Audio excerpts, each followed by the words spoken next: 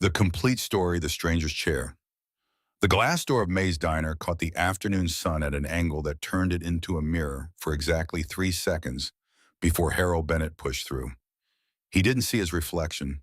His eyes were already scanning the room, counting tables, calculating odds, preparing for what came next. 7 booths along the windows, 4 tables in the center, 2 more in the back corner where the overhead light had burned out sometime last winter and nobody had bothered to replace it. 13 opportunities, 13 chances to sit down and eat something that wasn't half a can of soup eaten cold in a shed while trying not to make noise. The lunch rush had thinned to its final stragglers.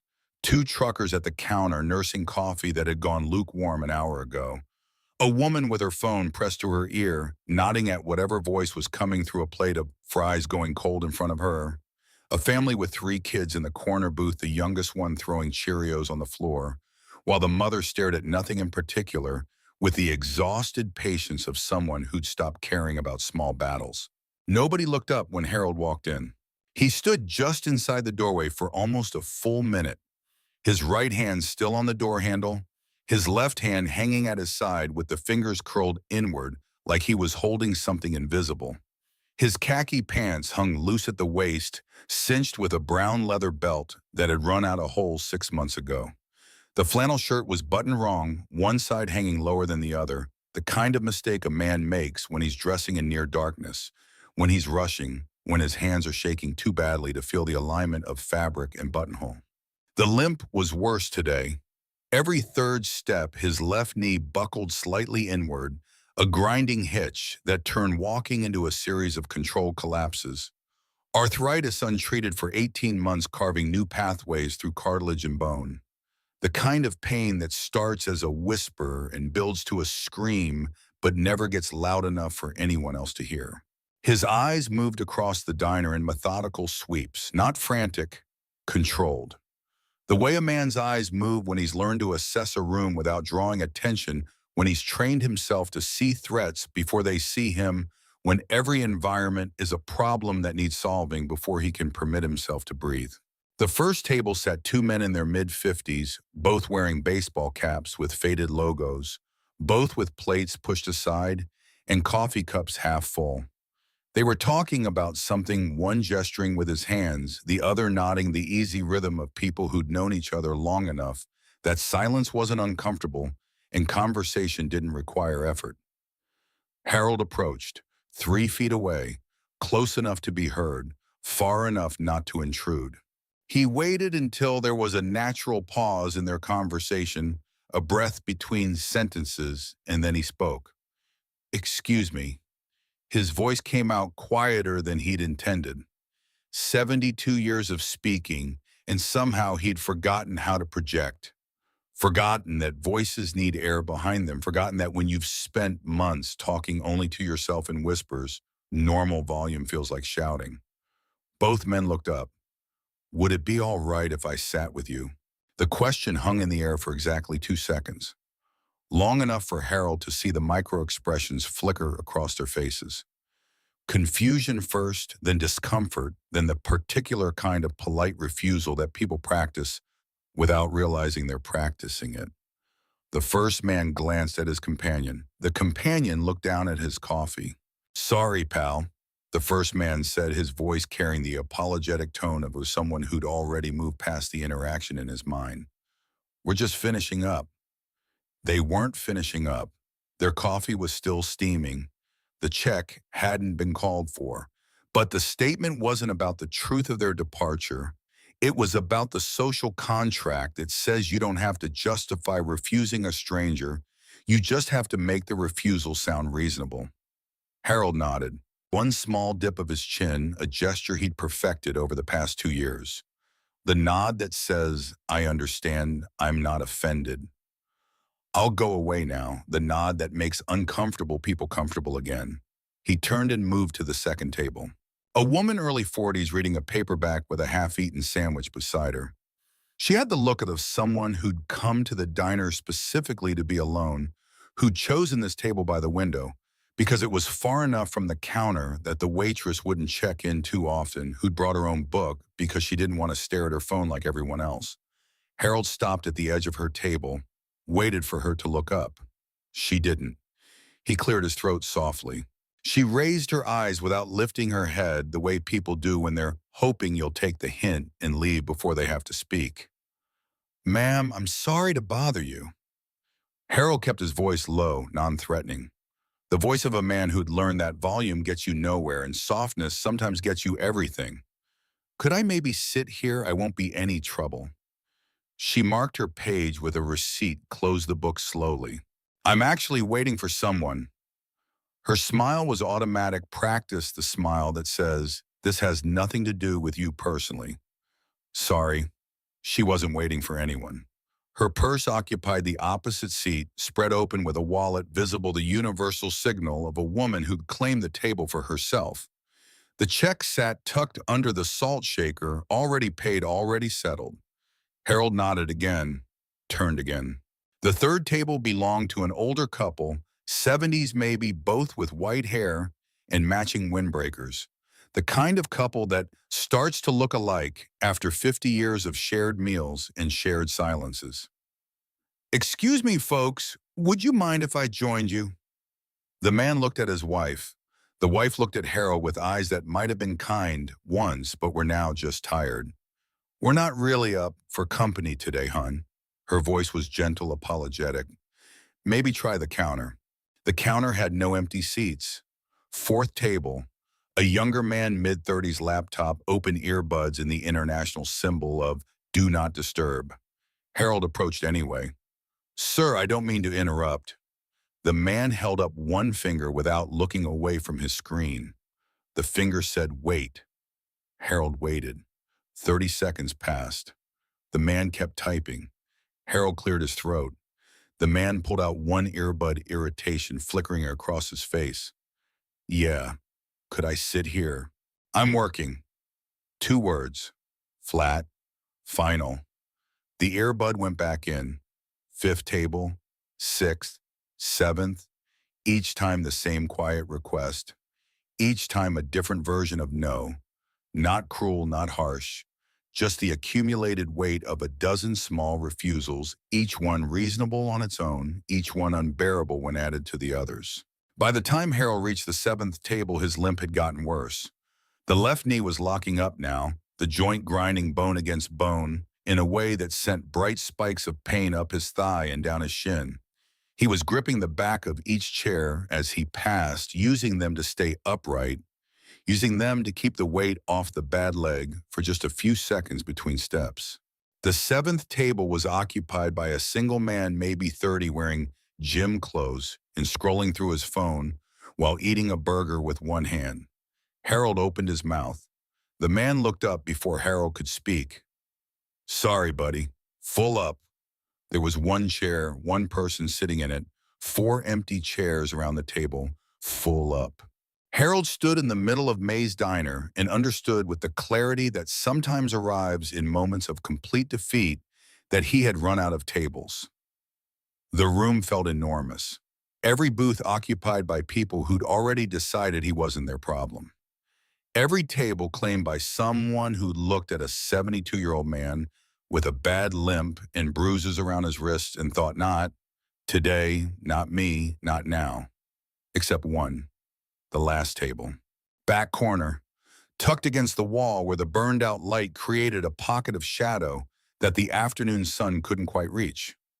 A man sat alone, his back to the wall, his eyes on the room, his posture suggesting someone who'd learned a long time ago that the best seat was always the one nobody else wanted.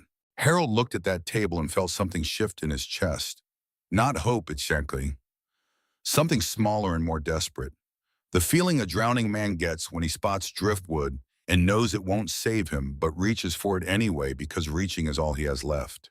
The man wore a plain black t-shirt that stretched tight across shoulders, built from work, not gyms. Over it, a leather vest worn soft at the edges, creased in places that suggested years of wear, miles of road weather and time, and the particular patina that comes from something being lived in rather than just owned. The back patch was visible even from across the room. Hell's Angels. The rocker underneath read Arizona. Harold stared at that patch for a long time. Every instinct, every self-preservation reflex, every lesson learned from 72 years of staying safe and keeping your head down and not poking bears, all of it screamed at him to turn around, to walk back out that glass door, to limp the mile and a half back to the highway and figure out some other way, some safer way, some way that didn't involve approaching a man whose vest advertised violence as a way of life. But Harold was out of tables, and he was out of time. And somewhere in the back of his mind, in the place where desperate math gets calculated, he understood that the worst thing that could happen at this table had already happened 7 times. Another no wouldn't kill him. It would just confirm what he already knew, that he was invisible. He crossed the diner floor, lost. Each step announced itself, not because Harold was trying to make noise, but because his limp turned every footfall into a small collision with linoleum. The left leg dragging slightly, the right leg compensating, the rhythm irregular broken the sound of a body that had forgotten how to move smoothly. The man at the corner table didn't look up. He sat with a coffee mug in one hand, black no-sugar steam rising in thin curls that dissipated before they reached his face. His eyes were fixed on something across the room that probably wasn't there, the thousand-yard stare of someone seeing past the present into something else. Memory, maybe. Regret. The vast accumulated weight of years spent making decisions that couldn't be unmade. His name was Cole Mercer. He was 45 years old, though his eyes looked older. Vice president of the Flagstaff chapter of the Hells Angels Motorcycle Club. 23 years in the life. More if you counted the time before the patch, the years on the edges, learning the rules, earning the right to wear the colors. He'd buried 11 brothers, sat through 6 federal investigations, spent 9 months in county once on a weapons charge that got dropped when the witness disappeared, not because the club made him disappear, but because the witness realized testifying meant standing in front of men who didn't forget and didn't forgive. But Cole had also held a dying friend's hand in a hospital room when the friend's family wouldn't come, had pulled over on a highway outside Sedona once because he saw a woman with a flat tire and a baby in a car seat, and the temperature was pushing 115, and nobody else was stopping. Had sat in a high school gymnasium 3 years ago and watched his sponsor's kid graduate because the sponsor was doing a nickel in Florence, and someone needed to be there. The world saw the patch. Cole saw what lived underneath it, and right now, underneath the shuffling steps and the trembling hands and the flannel shirt buttoned wrong, he saw something that made the muscles in his jaw tighten. Fear, not the surface kind, not the startle reflex fear of a dog barking or a door slamming. This was deeper, structural, the kind of fear that gets built into a person layer by layer until it rewires them, until they can't eat without checking over their shoulder, can't sleep without half waking. Every hour can't exist without the constant low-grade terror that accompanies prey animals. Harold stopped at the edge of Cole's table. Cole didn't look at him immediately. He finished his visual sweep of the room, first clocked the exits, noted who'd come in since he sat down, assessed threats out of habit rather than necessity. Then, and only then, did he raise his eyes. They were gray, not the soft gray of winter skies, the hard gray of concrete and iron, the gray of things that don't bend. Can I sit with you? Harold's voice cracked on the last word, not from emotion, from disuse, from months of not speaking above a whisper, from the vocal cords of a man who'd forgotten what it felt like to ask for something and believe he might receive it. Cole looked at him, not through him, not past him, at him. 3 seconds of direct eye contact, long enough to catalog the bruises around the wrists, yellow-green now fading but still visible. Long enough to see the way Harold held himself, shoulders curved inward, spine bent, the posture of someone trying to take up less space. Long enough to notice the tremor in the left hand, the white knuckles on the right where it gripped the back of an empty chair, the way Harold's weight shifted unconsciously to keep pressure off the bad knee. 3 seconds. Then Cole did something that made the entire diner go quiet. He stood up, Not fast, not aggressive, slow and deliberate. He reached across the table, pulled the empty chair back, and angled it so Harold wouldn't have to twist his bad leg to sit down. Sit. One word, no warmth in it. No hostility either. Just a statement of fact delivered in a voice that sounded like gravel being poured over steel. Harold sat, and for the first time in what felt like years, his shoulders dropped half an inch. The waitress appeared within 30 seconds. Young, maybe 22, blonde ponytail swinging as she walked, already nervous about approaching Cole's table because she'd served him twice before and both times he had been polite, but the kind of polite that felt like it was covering something sharp. She set a laminated menu in front of Harold. "What can I get you, sir?" Harold opened the menu and stared at it like he'd forgotten how to read. His fingers trembled against the plastic edges. The words swam in front of his eyes. Breakfast combos, lunch specials, daily soups, everything suddenly incomprehensible.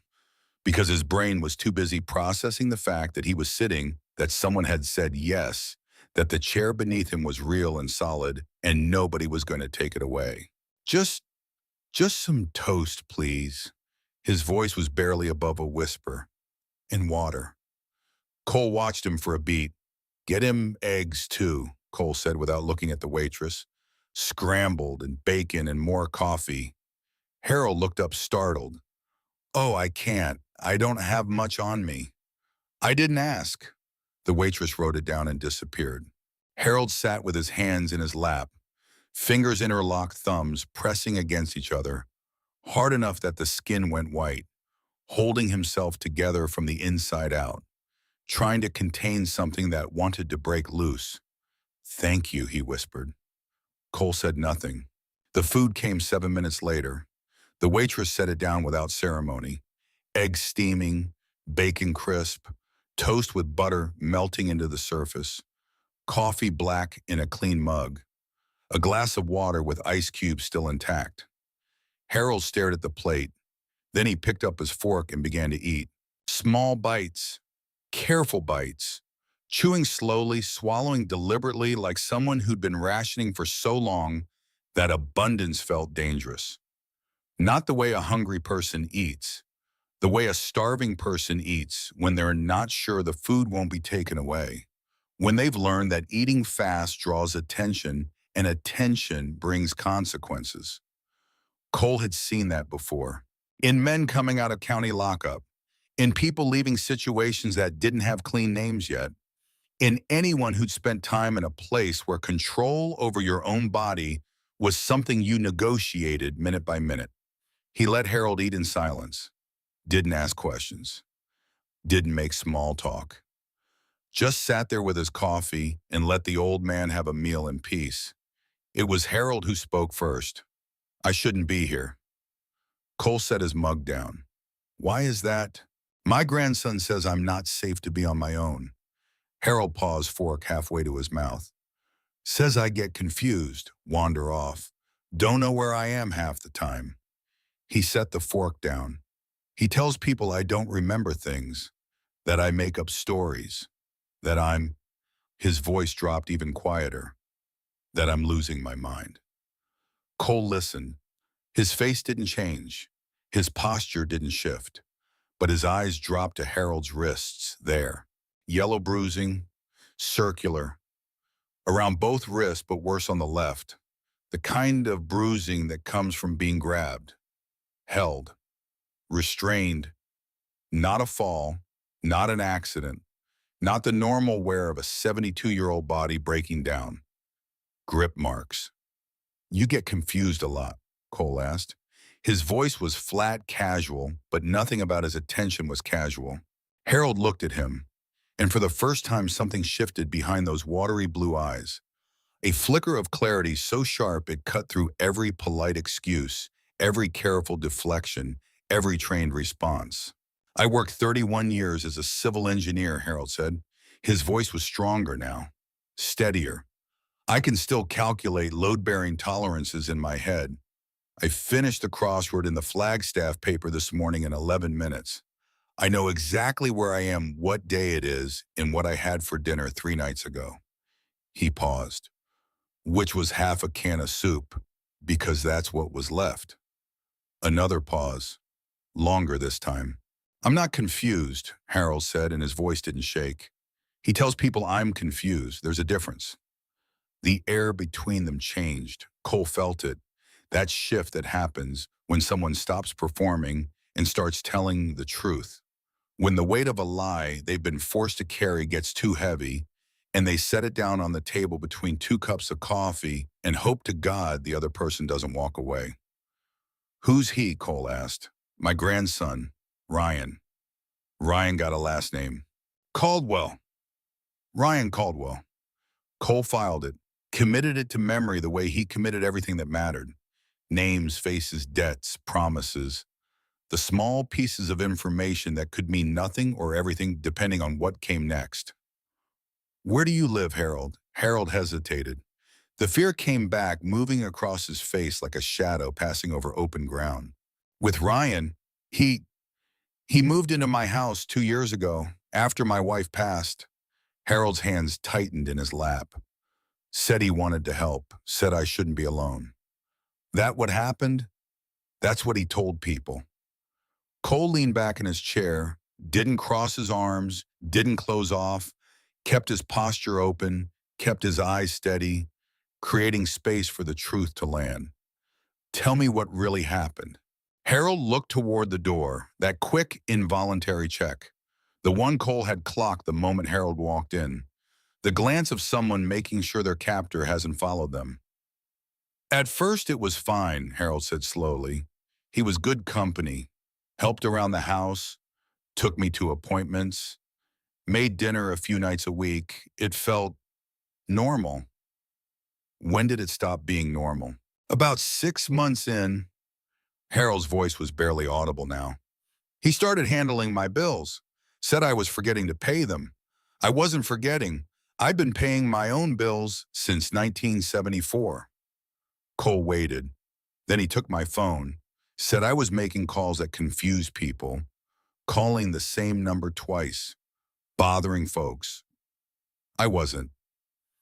Harold's jaw clenched. Then the car keys. Then my ID. Then he started telling my neighbors I was having episodes, told my church I was declining, told the bank I needed help managing my accounts. He looked down at his plate. The eggs were getting cold. And then one day I realized I hadn't left the property in 5 weeks, and the back door had a new lock on it. A beat of silence. From the outside, Harold added. Cole's hand tightened around his coffee mug. Not a dramatic gesture. Not a display. His knuckles whitened, and that was it. But beneath the table, his right boot pressed flat against the floor in the way it did when he was anchoring himself against a rising tide of something that didn't have a polite name. How'd you get here today? He left for work at 7. He thinks the lock's enough, but I've been working on the latch for 2 weeks with a butter knife. Harold's hands were shaking now, but his voice wasn't. His voice was the steadiest thing about him. Got it open this morning. Walked 1.5 miles to the highway. A truck driver gave me a ride to the diner. Cole exhaled slowly through his nose. Anyone else know family friends? There's nobody. Harold's voice cracked for the first time. My wife is gone. My daughter Ryan's mother died in 2009. Car accident. Ryan's the only family I have left. The way he said it. The only family I have left. It carried a weight that went beyond fact. It carried the particular grief of someone who'd been betrayed by the last person on earth they were supposed to trust. I tried to tell someone, Harold continued, 3 months ago, at the bank. I told the teller something wasn't right. She looked nervous, said she'd note it. Nothing happened. What about police? Harold almost laughed. Not a real laugh, the kind that sounds like something breaking. Ryan volunteers with the Sheriff's Auxiliary. He coaches Little League. He brings cookies to the neighbors at Christmas. Harold's eyes were wet now, not crying, just full. You know what people see when they look at him? Cole Nukin. They see a good grandson taking his care of his grandfather. Exactly. Harold's voice dropped to a whisper. And you know what they see when they look at me? Cole didn't answer. Didn't need to. They see a confused old man who doesn't know what's real anymore. The diner kept moving around them, plates clinking, the cook calling orders through the window, the bell above the door jingling as someone walked in. Life continuing in its ordinary rhythm, oblivious to the fact that in the back corner in the booth, with the burned-out light, a man was describing his own quiet disappearance. Harold reached into his coat pocket. His fingers fumbled. Something small and metallic slipped out and hit the table with a faint ping. A brass key, old, worn, attached to a paper tag that read Unit 42 Mesa Ridge Storage in faded ballpoint pen. Harold looked at it, then at Cole, then back at the key. I rented that unit 8 months ago, Harold said. Paid cash. Ryan doesn't know about it. What's in it? Harold didn't answer right away. He picked up the key and held it in his palm like he was weighing it, like he was deciding whether to hand over the last piece of evidence that he was still a person capable of thought-planning resistance.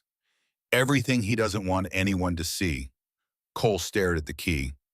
If something happens to me, Harold said, and his voice cracked, for the first time really cracked. Somebody needs to know that unit exists. Nothing's going to happen to you. You don't know that. Cole looked at him, really looked at him, at the bruises and the limp and the shirt buttoned wrong and the hands that wouldn't stop shaking. No, Cole said quietly. I don't. Harold slid the key across the table. Cole didn't pick it up. Not yet. He left it sitting there on the formica between his coffee mug and Harold's empty plate. A small brass object that weighed nothing and everything. Why me? Cole asked. You got 7 other tables full of folks who look a lot more approachable than I do. Harold glanced at the patch on Cole's vest, then back at his face. Because they all said no, Harold said simply, and because a man who pulls out a chair for a stranger isn't the man most people think he is. Something passed between them. Not warmth, not friendship, something older and quieter than that. Recognition.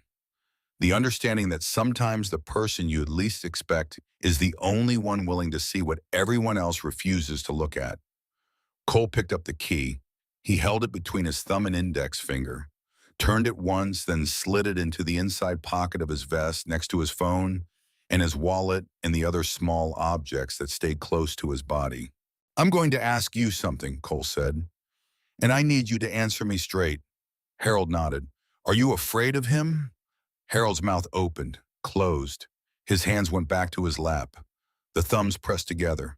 I'm afraid of what he'll do when he realizes I'm not going to give up, Harold whispered. When he figures out I'm still thinking clearly. When he understands I've been keeping records. Records. A notebook. It's in the storage unit, everything he's done. Dates, amounts, what he said, what he did, when the locks went on, when the food got cut. Everything. Cole's expression didn't change, but something behind it did. A gear turning, a decision forming in the place where decisions live. Not in the head, somewhere lower, somewhere older. Harold. Yes. You need to go back. Harold flinched. The fear surged like water breaching a dam. Not because you belong there, Cole said quickly. Because if you don't, he'll know something's changed. And right now, the only advantage you have is that he thinks you're broken. Harold understood. It was written all over his face. The grim, exhausted understanding of a man who knew he had to walk back into the cage and pretend the door was still locked. How long? Harold whispered. Few days, maybe a week. Can you do that? Harold looked at the empty plate, the clean fork, the glass of water with the ice half melted. I've been doing it for 2 years, he said. I can do it a little longer. He stood up slowly. The limp was worse now. The walk and the stress catching up with his body. The arthritis grinding bone on bone. Cole stood too. Harold, the old man turned. You did the right thing. Walking in here today. Harold's eyes were glassy. His lip trembled once, then steadied. I almost didn't. But you did. Harold nodded, once. Then he turned and limped toward the door, each step deliberate, each step carrying the weight of everything he'd said and everything he hadn't. The brass key was gone from the table. The bell above the door jingled as Harold pushed through. The afternoon light caught him for a moment. Thin frame, bad leg, flannel shirt buttoned wrong, and then the door swung shut and he was gone. Cole sat back down. He reached into his vest pocket and felt the key. Small, cold, heavy in a way that had nothing to do with metal.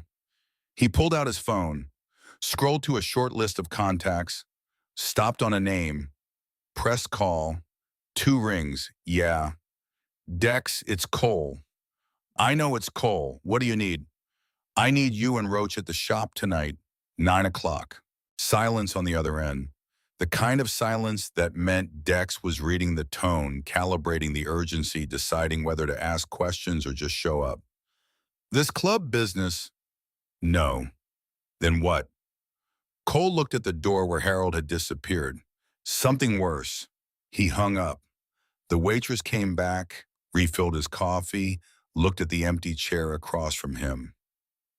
Your friend okay? She asked. Cole didn't answer right away.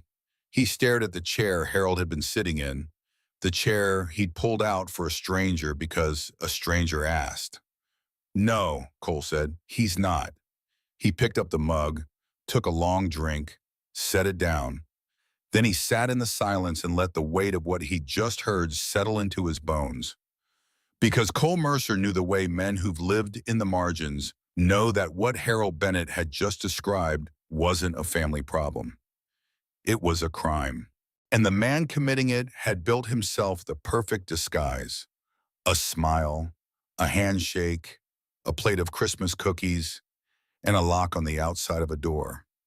Cole pulled into the back lot of Mercer's Custom Cycles at 10 minutes to 9, cut the engine, sat on the bike for a long moment with his hands still on the throttle, feeling the heat bleed off the pipes into the cool Arizona night.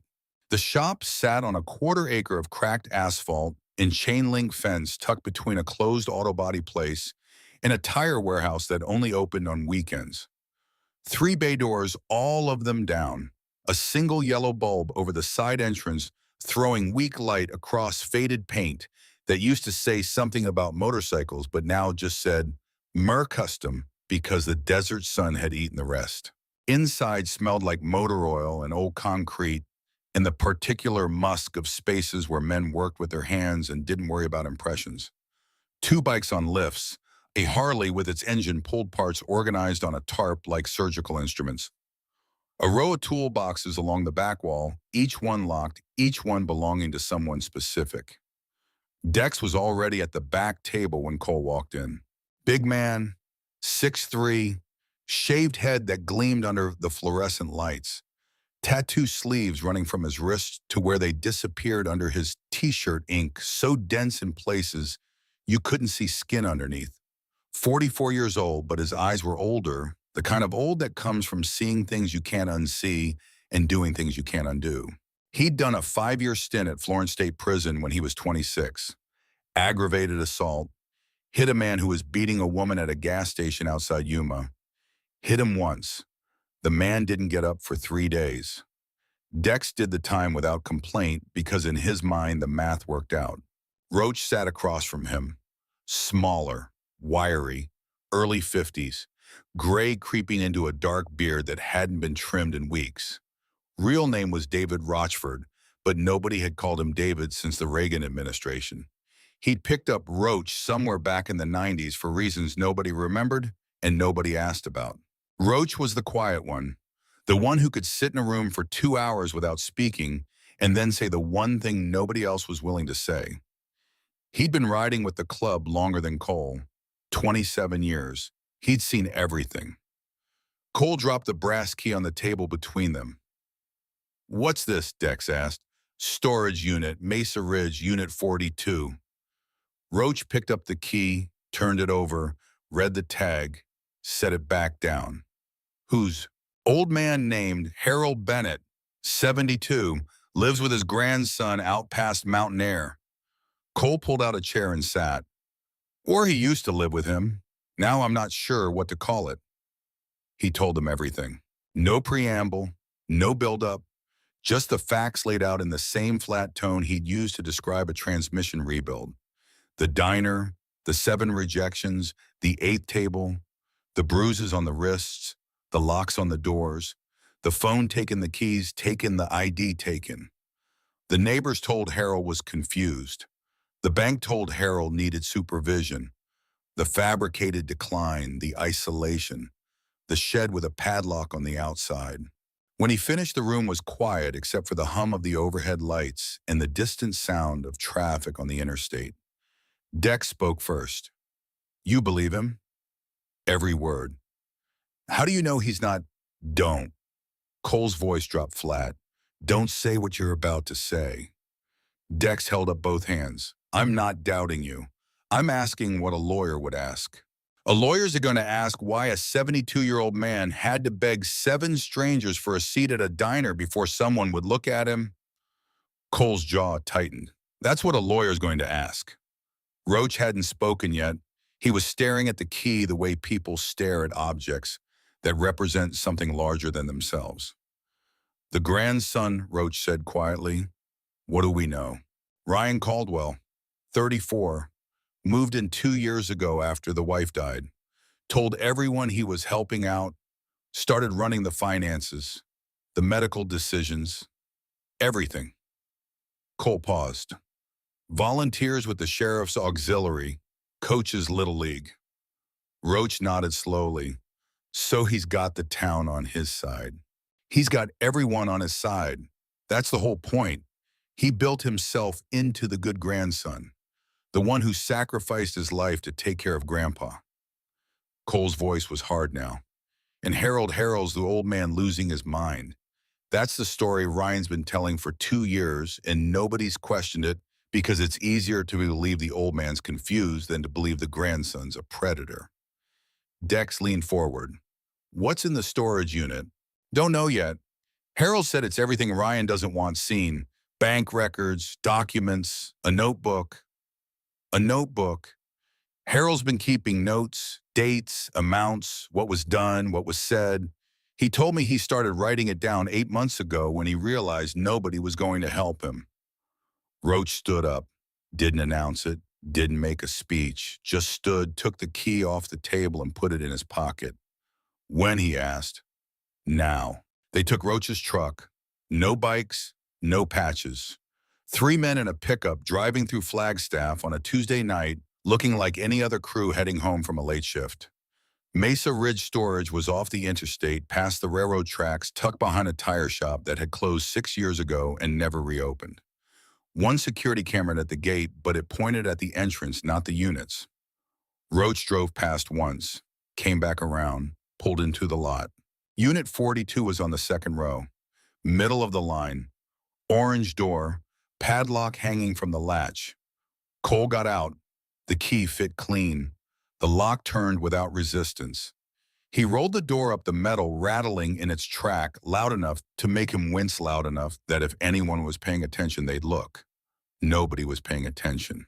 Inside, a folding table against the back wall, a cardboard file box sitting on top of it. Nothing else.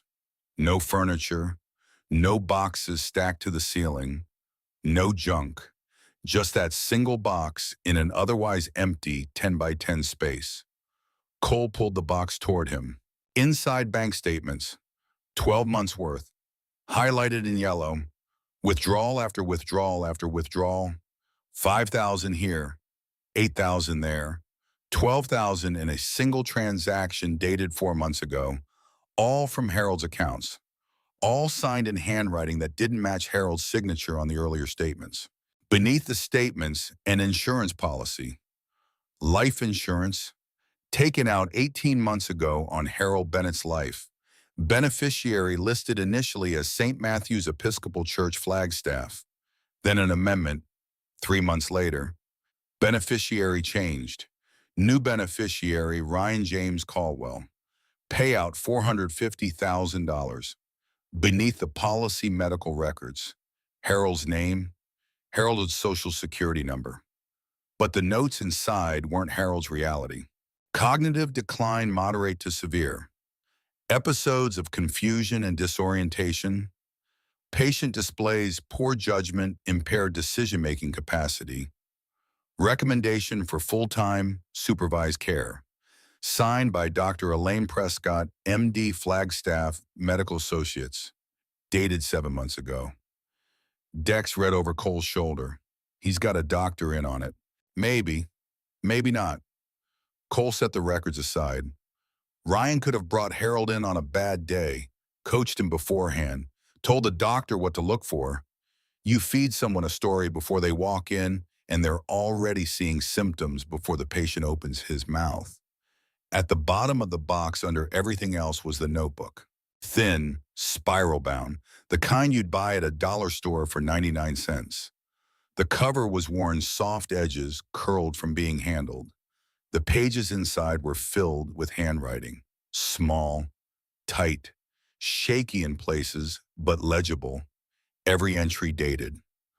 Cole opened to the first page, in careful block letters across the top. If anything happens to me, this is why. He read the first entry aloud. March 14th, Ryan took my checkbook today. Said I wrote a check to someone I don't know. I didn't. I know every check I've written this year. He raised his voice when I argued. First time he grabbed my arm. Dex's face changed, not anger. Something past anger, something cold. Cole kept reading. April 2nd, haven't left the house in 3 weeks. Ryan told Mrs. Patterson next door that I had a bad spell, and it's better if people don't visit for a while. Mrs. Patterson brought a casserole. Ryan took it at the door. I didn't get any. May 19th, found out today he changed the insurance. I wasn't supposed to see the paperwork. It was in the kitchen trash under coffee grounds. I pulled it out after he went to bed. He's the beneficiary now. He changed it 3 months ago. June 7th, the lock is on the back door now. He said it's for my safety. He said I tried to walk into traffic. I didn't. I was standing on the porch. I haven't been near the road in 2 months. Page after page, entry after entry, each one a small, precise record of a man watching his own life get dismantled by the person closest to him. No hysteria, no melodrama, just facts written by a hand that trembled, but a mind that didn't. Cole closed the notebook. He stood there for a long time holding it. This is evidence, Roach said. I know. This goes to the police and it's over for Ryan Caldwell. Maybe, Cole looked at him. Ryan volunteers with the sheriff's office. You want to hand this to the same people who see him every week at community events, who coach with him, who've been hearing for 2 years that Harold Bennett is losing his mind. Roach didn't answer. If we hand this over and they bury it, or worse, if they warn Ryan, Harold's got nothing. Worse than nothing. He's got a grandson who knows the evidence is out there and an old man who can't run. Dex cracked his knuckles. Not a threat, a habit. It's something he did when he was thinking. So what do? We verify everything in this box. Every statement, every date, every claim Harold made. We build a case so airtight that when it does go to law enforcement, there's no room to look the other way. We're not cops, Cole. No, we're not. And that's exactly why this might work. They locked the unit, put everything back except the notebook. Cole kept that, slid it inside his vest next to the key.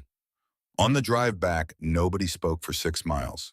Then Dex said, the doctor, the one who signed those records. Prescott, yeah. She local, Flagstaff Medical Associates. I saw the letterhead. Someone should talk to her. Someone will. Cole spent the next 2 days doing something he hadn't done since he was 20 years old and learning how the world actually worked. He made phone calls. Not the kind that involved favors or pressure. Quiet calls to people who knew people. A woman at the county recorder's office who owed nothing to anyone but had a conscience. A retired postal worker who'd been delivering mail to Harold's address for 15 years and noticed when things changed. A bartender at the VFW who remembered when Harold used to come in every Thursday for quiz night and then one day just stopped. Each conversation added a piece. The postal worker, a man named Glenn Morrison, 68, 30 years with USPS before retirement, told Cole that mail deliveries had changed at the Bennett house. Used to be Harold would meet me at the box every day, Glenn said over coffee at a Denny's on the east side. We talked for a minute. Philly scores, weather, nothing big, just two guys passing time. When that stopped, about a year and a half ago, the grandson started collecting the mail. Told me Harold wasn't up to it anymore. I asked if Harold was okay. The kid smiled and said he was fine, just tired. Glenn stirred sugar into his coffee, even though he'd already stirred it twice. But I noticed something. What? The mailbox lock got changed, and Harold's name came off it. Cole set his cup down. When, maybe 6 months after Ryan started collecting, I didn't think much of it at the time. People change locks, but looking back, Glenn trailed off. You don't take a man's name off his own mailbox unless you're trying to erase him. Cole called St. Matthew's Episcopal Church. Spoke with Pastor Williams, a man in his 60s, with the careful, measured tone of someone who'd spent a lifetime learning how to deliver bad news gently. Harold and June Bennett, the pastor said, third pew every Sunday for 20 years. After June passed, Harold kept coming for about 6 months. Then the grandson started calling. Saying what? That Harold wasn't feeling well, that he'd bring him when he was up to it. We sent cards. We sent volunteers from the outreach committee. They were always turned away at the door. By who? By Ryan. Always Ryan. He was very polite about it, very convincing. He told our outreach coordinator that Harold sometimes didn't recognize people, and it upset him, so we stopped sending anyone. There was a long pause. Did you believe it? Cole asked. The pastor was quiet for a beat. I wanted to. It's easier to believe someone's being cared for than to believe the alternative. I'll carry that a long time. Cole found the bank teller too. Her name was Sophia Reyes, 28 years old, 2 years at First National Bank. She'd been the one Harold tried to tell. She met Cole at a coffee shop on the east side. She was nervous, kept looking around, kept checking her phone like she was expecting someone to walk in and catch her. I remember him, she said quietly. He came in with the grandson. Ryan had power of attorney paperwork. Everything looked right on the surface. Harold signed where he was told to sign. But when Ryan stepped away to use the restroom, Harold leaned across the counter. Her voice dropped. He said this isn't right. He's taking it all. What did you do? Sophia looked at her hands. They were wrapped around a paper cup that had gone cold 10 minutes ago. I flagged the account for review, left a note for my manager, and nothing happened. Nothing. My manager said the POA was valid, said Harold had documented cognitive decline, said there was nothing we could do unless there was a court order. So you let it go? Her voice got sharp. No, I didn't let it go. I called Adult Protective Services. Anonymous tip. 2 weeks later, a caseworker went to the house. Cole sat up. What happened?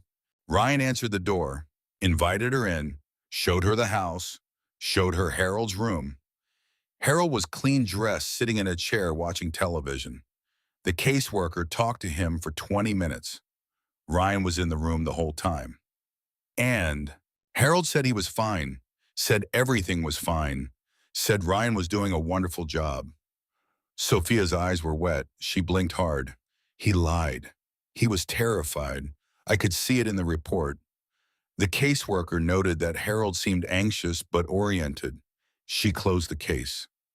She looked at Cole with eyes that held the particular pain of someone who tried to do the right thing and watched the system fail anyway. I think about him every day, she said. Every single day. I think about that moment when he leaned across the counter and I was the one person who could have done something and the system did exactly what it always does. What's that? It believed the younger voice. That sentence hit Cole like a fist to the chest, not because it was dramatic, because it was true. In every system, legal, medical, social, there was an unspoken hierarchy of credibility. And a 72-year-old man with an alleged cognitive decline sat at the bottom of it. Ryan Caldwell hadn't just isolated Harold. He'd engineered it so that even when Harold screamed for help, the screams sounded like confusion. That was the genius of it, and that was the evil. Cole went back to the shop that night, laid everything out on the table. The bank statements, the insurance documents, the medical records, the notebook, his notes from every conversation. Dex and Roach sat across from him. "There's enough here," Roach said. "There's enough for us," Cole corrected. "There's not enough for a system that already decided Harold doesn't know what he's talking about." Then what's the play? Cole had been thinking about this since the diner, since Harold limped out the door and left a brass key on the table, since Cole picked it up and made a choice he couldn't unmake. "We need the house," Cole said. Dex frowned. "Meaning what?" "Meaning someone needs to see where Harold's actually living, not the front room Ryan shows the caseworkers, the real space, the one with a lock on the outside." "How?" "Ryan works 8 to 5 at a property management company in town. Harold said he leaves at 7. If Harold can get the latch open again, you want to go in? I want to see it." Roach shook his head. "That's trespassing." "Roach, there's a 72-year-old man locked in a shed behind his own house." Cole's voice was flat. "I don't care what it's called." Nobody argued. The next morning, Cole drove past the Bennett address. Quiet street, modest houses, fenced yards, American flags, basketball hoops. The kind of neighborhood where people knew their neighbors' names and borrowed lawnmowers and didn't ask too many questions because everyone had their own problems. Ryan's car, a gray Honda Accord, cleaned nothing out of place, was already gone. It was 7:40. Cole parked 2 streets over. Walked. No vest, no patches. Just a man in jeans and a work jacket carrying nothing. He went to the back fence. The gate was latched but not locked. He opened it, and then he saw it. The shed, converted from what had probably been a garden storage unit. Maybe 8 by 10, wooden frame, metal siding, a small window that had been sealed with plywood from the outside, a door with a padlock hanging open. Harold had gotten the latch again. Cole stepped inside. A cot with a thin blanket, a bucket in the corner, a space heater that looked like it hadn't worked in months, a shelf with 4 cans of soup and a sleeve of crackers. No phone, no radio, no television, no books, nothing. On the wall, scratched into the drywall, was something sharp, a nail. Maybe were 4 words. "I am still here." Cole stood in that shed for less than 2 minutes, but those 2 minutes burned themselves into a place he'd never be able to reach. He'd seen violence. He'd lived in it. He'd been on both sides of it. But this quiet, methodical dismantling of a human being, this was something else. This wasn't a crime of passion. This was a crime of patience. He pulled out his phone, took photographs, the cot, the bucket, the sealed window, the padlock, the shelf, the scratched words on the wall, every angle, every detail. Then he left, closed the gate, walked back to his truck, sat behind the wheel and didn't start the engine for a long time. His phone buzzed. Text from Dex. "How bad?" Cole typed back 3 words. "Worse than we thought." He started the engine. He drove straight to Roach's place. Walked in without knocking. Found Roach at the kitchen table cleaning a carburetor. Cole put his phone on the table and scrolled through the photos. Roach looked at each one. His hand stopped moving. The rag went still. When he got to the last photo, the words scratched into the wall. His jaw clenched so hard, Cole heard his teeth grind. "I am still here," Roach read aloud. He set the phone down. "I've got a cousin," Roach said. "Works for the county prosecutor's office in Coconino. Not a lawyer, paralegal, but she knows who to talk to and who to trust. Call her." Right now, right now. Roach picked up his phone, walked to the other room. Cole heard the murmur of conversation. Couldn't make out the words, didn't need to. He knew the tone, the same tone he'd used when he called Dex 2 nights ago. The tone that said, this isn't a question anymore. Roach came back. She wants to see everything, notebooks, statements, photos, all of it. She says if this is what we're saying it is, it doesn't go through the local sheriff. It goes to the county attorney directly. When she can meet us tomorrow, 6 a.m. before the office opens. Cole nodded. Something had shifted. The key Harold slid across a diner table had turned into bank records, medical fraud, sealed windows, and a padlock. Every quiet piece of evidence was stacking into something that couldn't be ignored. And somewhere on a quiet street in mountain air, Harold Bennett was sitting in a shed, scratching words into a wall, keeping himself alive, one sentence at a time, waiting, not knowing if anyone had heard him, not knowing if the man in the worn leather vest had kept his word. But he'd asked the question, and Cole Mercer had answered it with a chair. Roach's cousin was a woman named Lena Morrison, 44 years old, 14 years at the Coconino County Prosecutor's Office. She had the kind of face that gave away nothing until she decided it should. Brown hair pulled back in a ponytail that had gone gray at the temples. No makeup, no jewelry except a watch that looked like it had survived a war. She'd seen drug cases collapse because someone filed wrong. She'd watched domestic violence charges get dropped because a victim recanted on the stand. She knew exactly how the system worked. And more importantly, she knew exactly where it failed. She met them at 6 in the morning at a storage unit rental office that didn't open until 8. Roach had a key to the side door because he rented space there for motorcycle parts. They used the back office, folding table, plastic chairs, fluorescent light that buzzed like a dying insect. Cole put everything on the table. Bank statements, insurance documents, medical records, the photographs on his phone, and the notebook. Lena didn't speak for the first 20 minutes. She went through every piece of paper, every photograph, every page of the notebook. She read Harold's entries the way a surgeon reads an x-ray, not for emotion, for fractures. When she finished, she closed the notebook and placed both hands flat on the table. How did you get the photographs of the shed? I walked in, through a locked gate. The gate wasn't locked. The shed wasn't locked either. Harold popped the latch. Did Harold invite you onto the property? Cole hesitated. Not explicitly.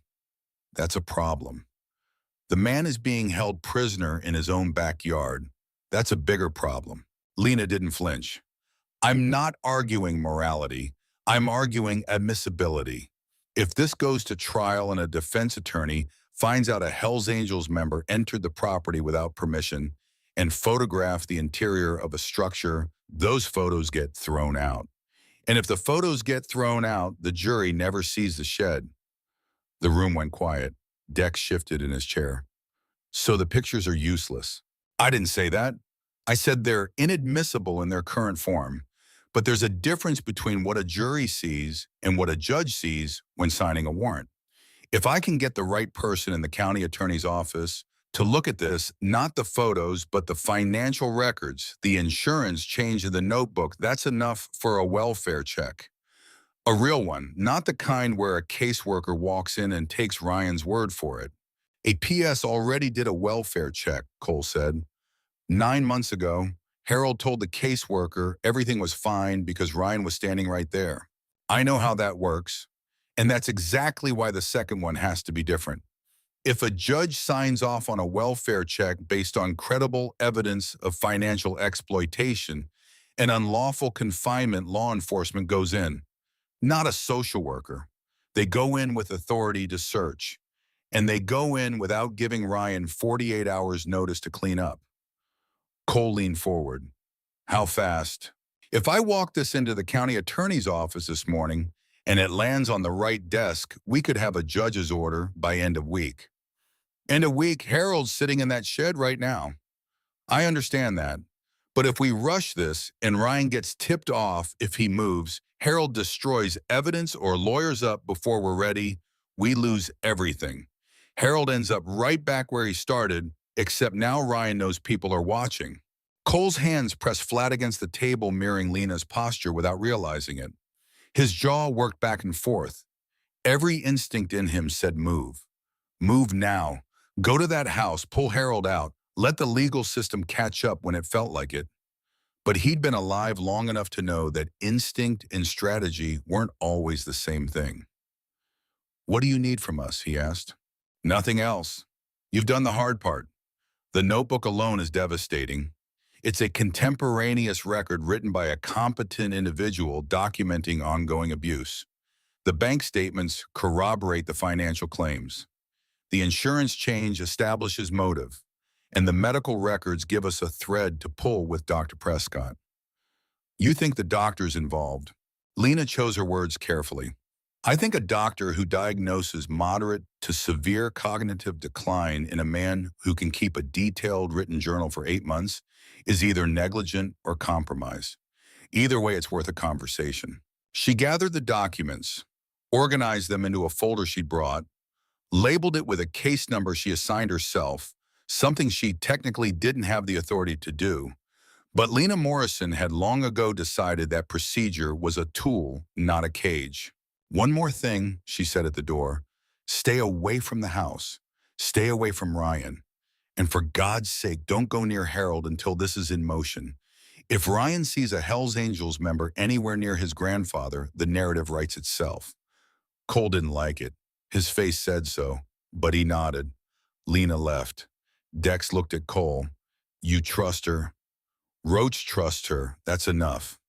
Cole stood. "And if the county attorney sits on it, then we do it a different way." The first day was the hardest. Cole went about his business at the shop, rebuilt a transmission, took a phone call about a parts order, ate lunch at his workbench. Normal things, the kind of things that felt grotesque when he knew what was happening 15 miles away on a quiet street in mountain air. He kept seeing the shed, the cot, the bucket, the 4 cans of soup. Those words scratched into the drywall. "I am still here." He'd known men who'd done time in solitary, hard men, men who'd earned their sentences, and even they came out changed, diminished, hollowed out by the silence, in the smallness, in the waiting. Harold was 72 years old, locked in a garden shed by his own grandson, and he was still writing in a notebook, still keeping records, still scratching his existence into the wall like a man carving his name into a tree so someone would know he'd been there. That wasn't confusion.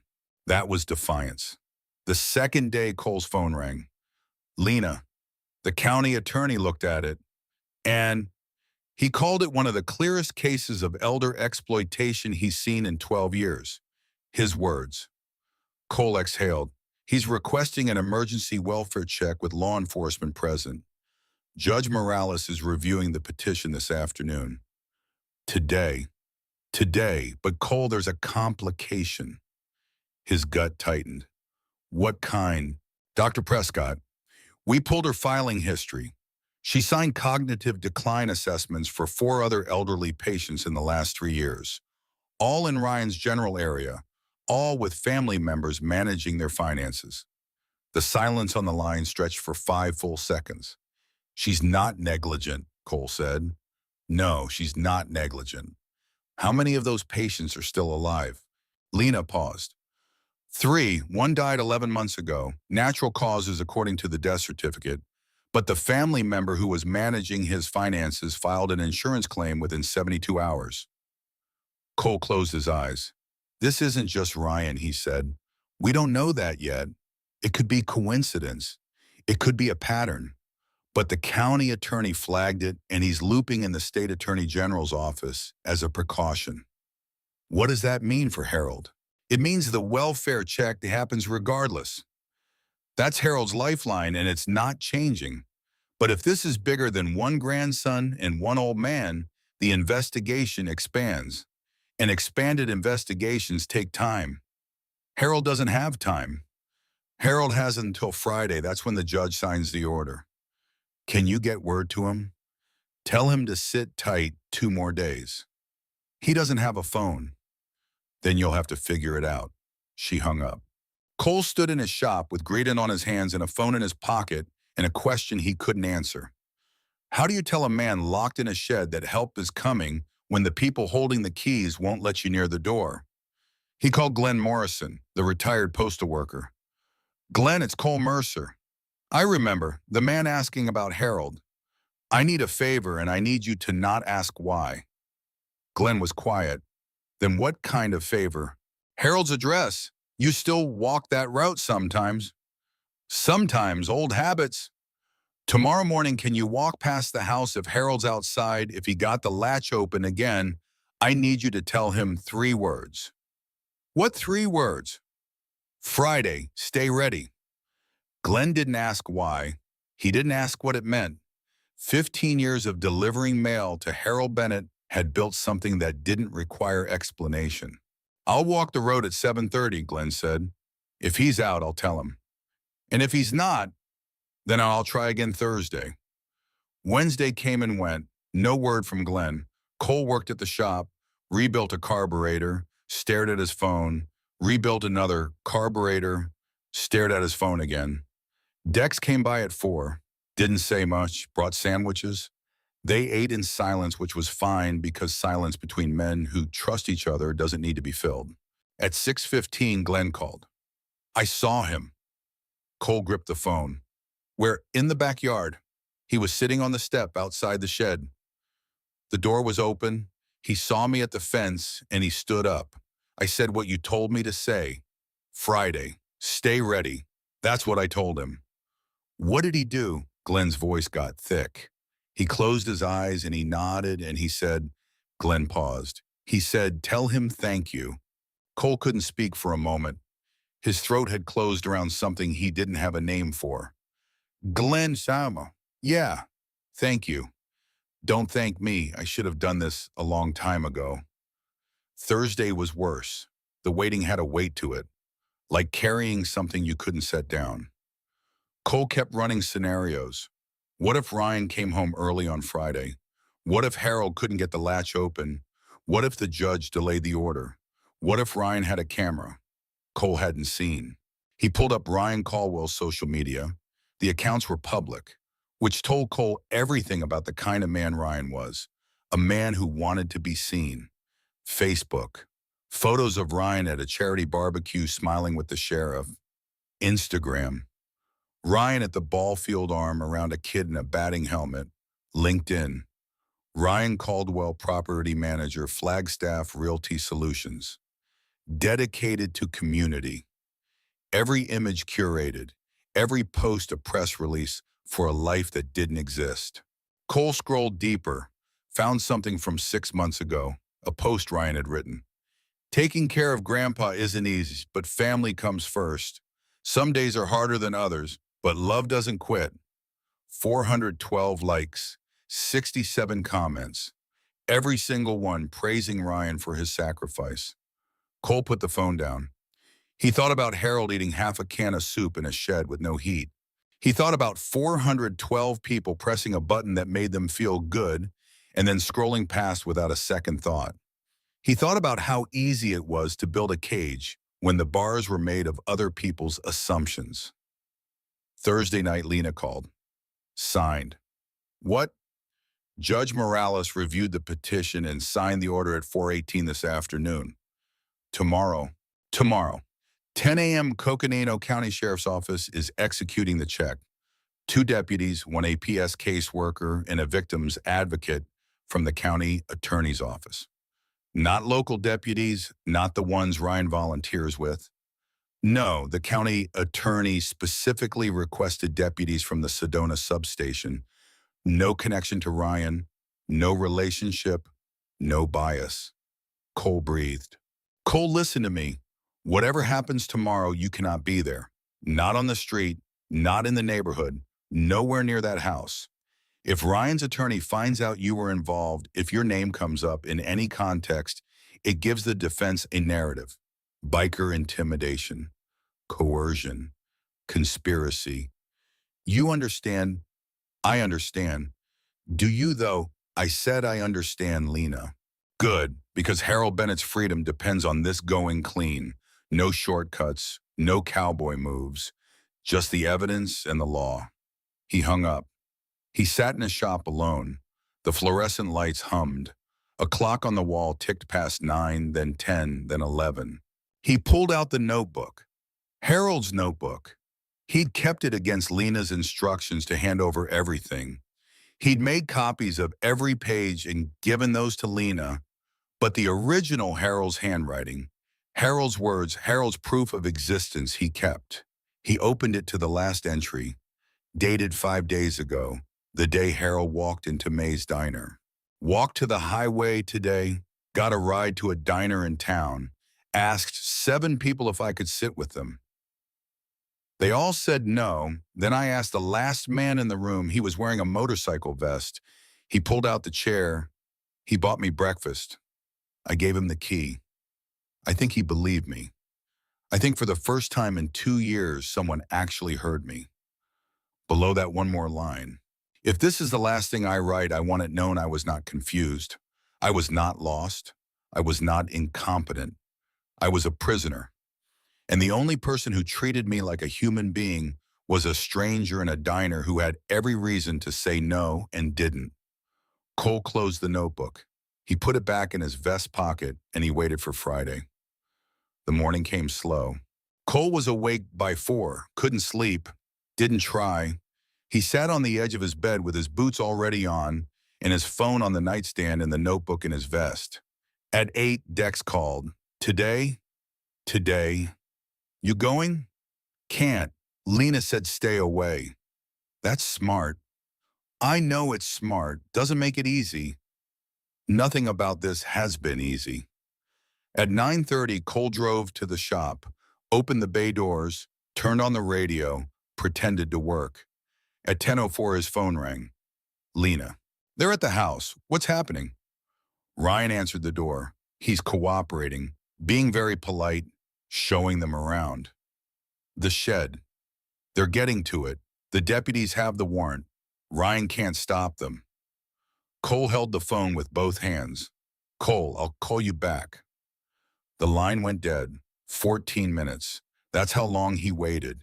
14 minutes that felt like 14 hours. He tried to tighten a bolt on a bike frame and cross-threaded it, threw the wrench across the shop. It hit the far wall and clattered to the floor. The phone rang. They found him. Harold. He's alive. He was in the shed. The door was locked. Ryan must have re-padlocked it this morning before work. The deputies cut the lock. Is he okay? Lena paused. Physically, he's dehydrated and underweight. They're transporting him to Flagstaff Medical Center for evaluation. But Cole, he was holding something when they found him. What? A butter knife. The one he'd been using on the latch. He was sitting on the cot holding that butter knife. And when the deputies came through the door, the first thing he said was, her voice broke. Lena Morrison, 14 years in the prosecutor's office, a woman who trained herself to process horror like data. Her voice broke. He said, is it Friday? Cole put his hand over his eyes. The deputies photographed everything. The shed, the lock, the bucket, the sealed window, the cans, the words on the wall, all of it. Officially documented, legally obtained, admissible. And Ryan panicked. When the deputies walked toward the backyard, he tried to explain. Said the shed was for storage. Said Harold liked to sit out there. One of the deputies asked why there was a padlock on the outside of the door. Ryan said it was to keep animals out. Animals. His exact word. The deputy asked him why there was a cot in a storage shed. Ryan changed his story. Said Harold sometimes napped out there by choice. The deputy asked why the window was sealed with plywood. Ryan stopped talking. Did they arrest him? Not yet, but the county attorney is filing charges today. Ryan was told not to leave town. His computer has been seized. His phone has been seized. The bank has been notified to freeze Harold's accounts. Cole sat down, not on a chair, on the floor of his shop with his back against a tool cabinet and his boots stretched out in front of him. He sat there with the phone pressed against his ear and his eyes closed, and he breathed. "One more thing," Lena said. "What?"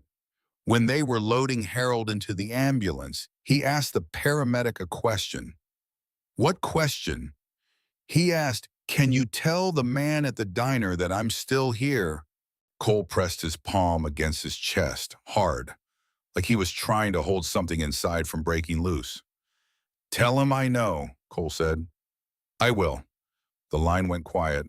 Cole sat on the floor of his shop with grease on his hands and a notebook in his pocket and a brass key that had already done its job. And he let the silence hold him for as long as it needed to, because the hard part wasn't over. The hard part was just beginning. The charges came down on a Monday. Elder abuse, financial exploitation, unlawful confinement, fraud. 4 counts, each one carrying enough weight to bury a man for years.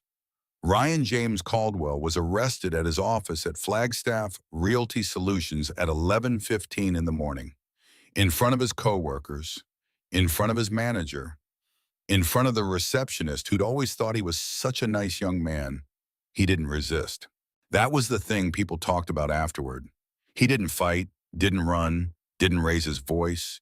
He put his hands behind his back and let the deputies cuff him with the same calm, polite expression he wore to Little League games and church potlucks and every other performance he'd given for 2 years. The booking photo hit the local news that evening. Clean-shaven, brown hair neatly parted, a face that looked like it belonged on a real estate brochure, not a mugshot. And that was exactly the problem. Because when people saw that face, saw those calm eyes and that even jaw, they couldn't reconcile it with what the charges described.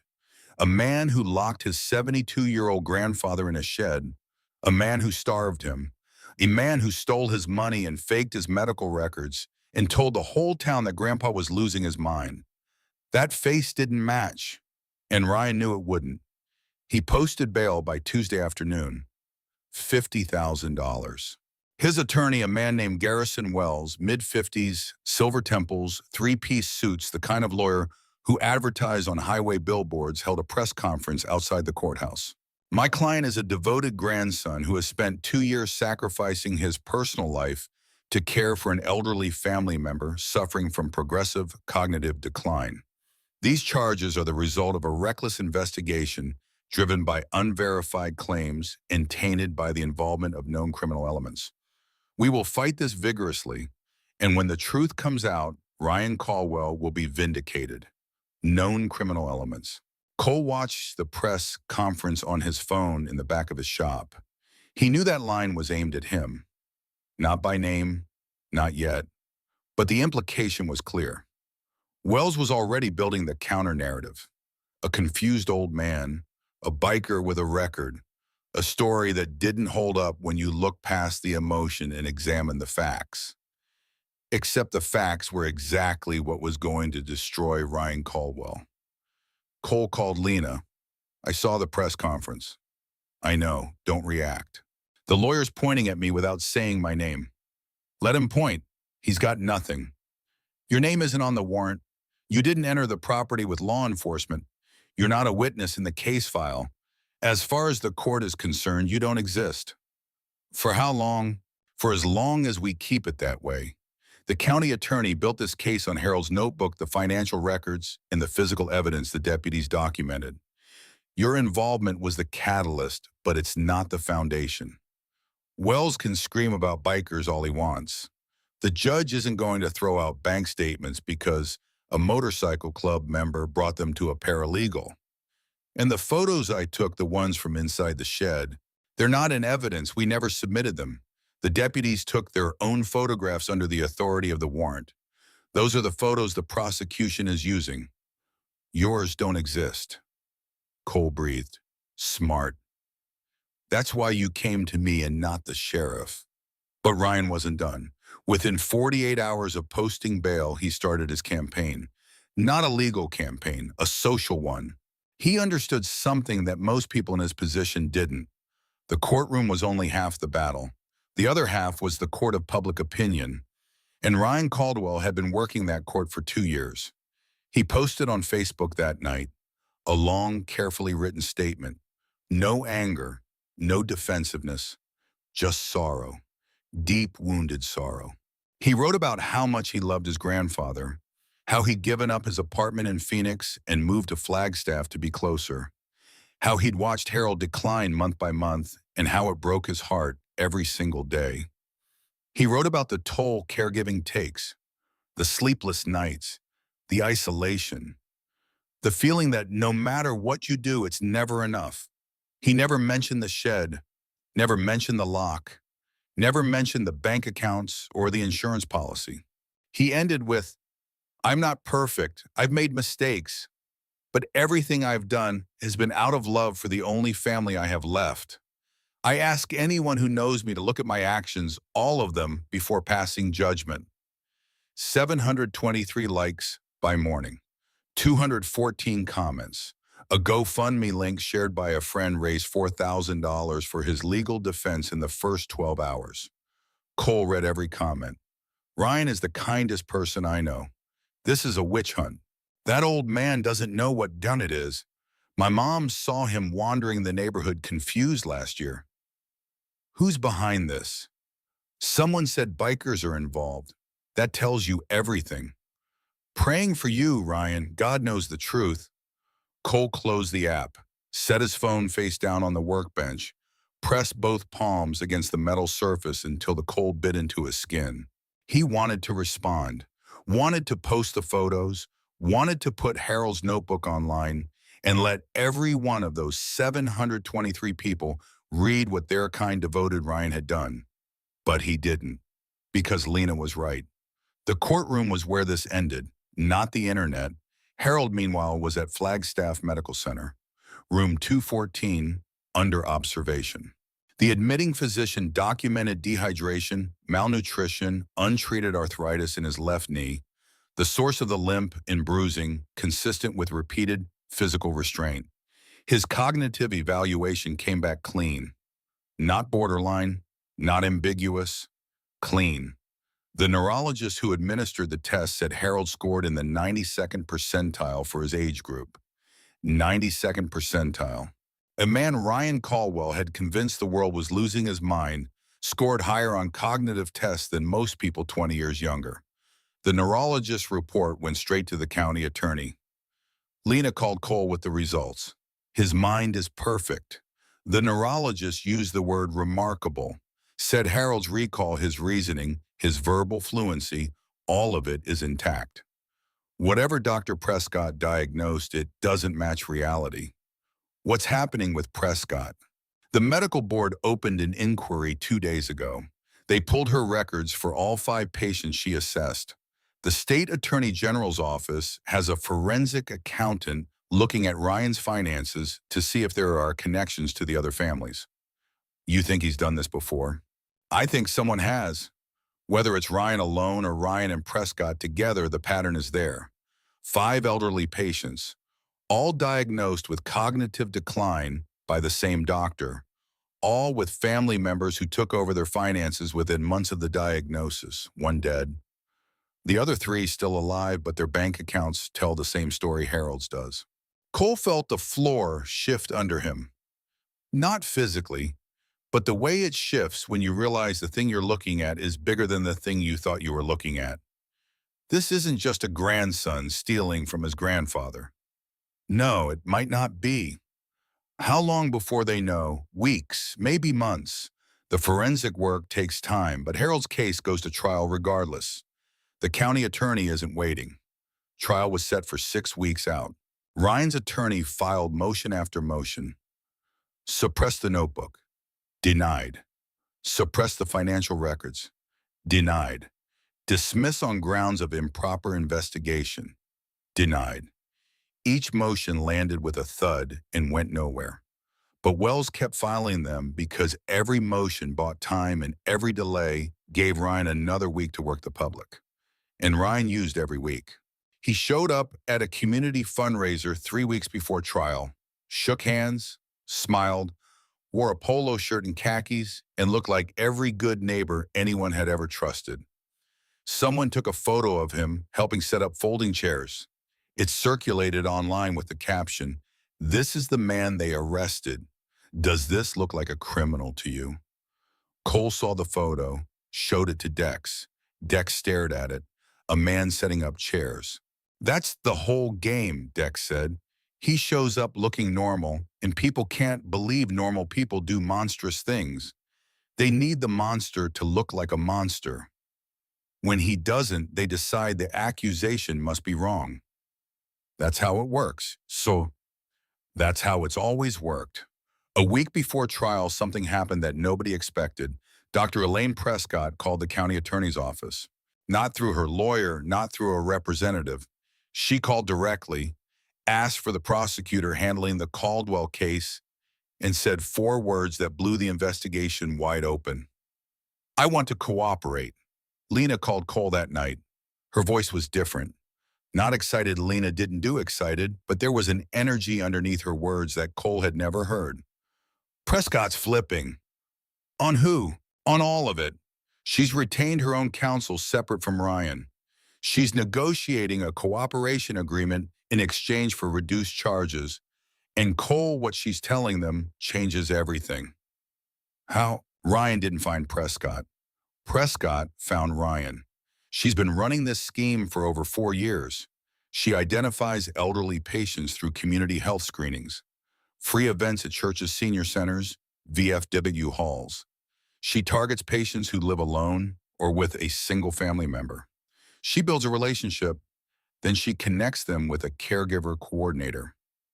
That's Ryan. Ryan moves in, takes over finances, isolates the patient, and Prescott provides the medical cover. The cognitive decline diagnosis, the paperwork that makes everything legal on the surface. Cole sat down. "How many?" "7 confirmed. Harold was number 7, the 4 we already knew about, plus 2 more in Yavapai County that the AG's office just connected. 7 people. 7 people who were systematically stripped of their autonomy, their finances, and their dignity by a doctor they trusted and a man who smiled at them." Cole thought about the 412 likes on Ryan's post about sacrifice. He thought about the GoFundMe, the folding chairs, the Christmas cookies. "What about the one who died?" Cole asked. "The patient from 11 months ago." Lena went quiet. When she spoke, her voice had dropped. "His name was Walter Briggs, 81 years old, died of hypothermia. The death certificate said natural causes, exposure during a period of confusion. He was found outside his home in January. Temperature that night was 26 degrees. Was the door locked?" From the outside, Cole's hand curled into a fist. Not a threat, not anger. Something past anger, something that lived in the marrow. His insurance paid out 2 weeks after the funeral.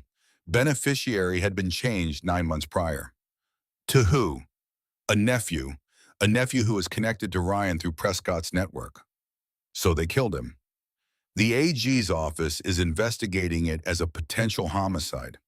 Prescott isn't directly implicating herself in Walter's death, but she's providing documentation that shows the nephew was operating under the same playbook as Ryan. Same financial takeover, same isolation, same diagnosis. Cole pressed his fist against his forehead. Harold would have been next. Yes, if you hadn't been sitting in that diner, Harold Bennett would have been Walter Briggs. Maybe not this month, maybe not this year. But eventually, the insurance was already changed. The medical records were already filed. The only variable was time. Cole hung up. He sat in the dark of his shop for a long time.